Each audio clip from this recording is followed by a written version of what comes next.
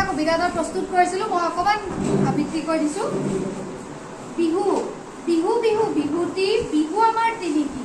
বহাগত হুঁচৰি গাওঁ কাতিত আকাশ বন্তি মাঘত মেজি মিলি জুলি সবে জ্বলাওঁ বিহুৰ দিনত আমাৰ মন উলাহতে ভৰে লাৰু পিঠা জলপান সকলোৰে ঘৰে ঘৰে পুৱাই উঠি গা ধুই নতুন কাপোৰ পিন্ধো ককা আইতা মা দেউতাৰ চৰণত সেৱা ধৰো খুব সুন্দৰ ধন্যবাদ চোৱাচোন পখিলাটি কেনে ধুনীয়া পাখিৰ উখলি তাৰ তেনেই কোমলীয়া দুয়ো পাখি মেলি উৰি উৰি যায় ফুলৰ মাজত পৰি ফুলৰ মৌ খায় ধৰিব খোজো মই আঁতৰি যায় আকৌ উৰি আহি মোৰ কাষ পায় ধুনীয়া হৈছে এওঁলোকৰ পয়েম পুৰস্কাৰখন বজাৰত লৈ আছিলে এটা ধুনীয়াকৈ কবিতাটো কোনে লিখিলে বাৰু অনুমোদয় বাইদেউৰ সৃষ্টি হয় নহয় বাইদেউ এটা আবৃত্তি কৰি দিব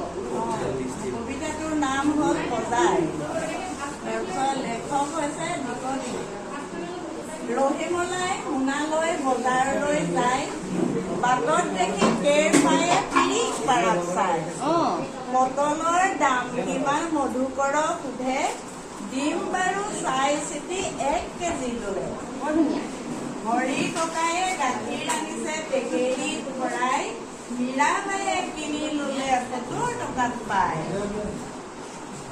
গোলাগায়ে পকৰি বেচে টকাত 2টা দিয়ে মণিমালাই 20টা কিনি 10 টকা দিলে বঢ়িয়া হাত তালি আমাৰ কবিতাটোৰ শিৰোনাম বৰষুণ চিপ চিপ চিপ চিপ বৰষুণ পৰে ঘৰৰ চালত দেশমন জুই পৰে বৰ গৰম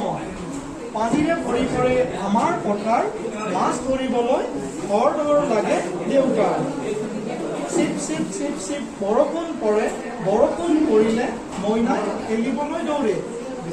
কাগজৰ নাও সাজি অকণি মইনাই পানীত উটুৱাই দি বৰ ৰং পায়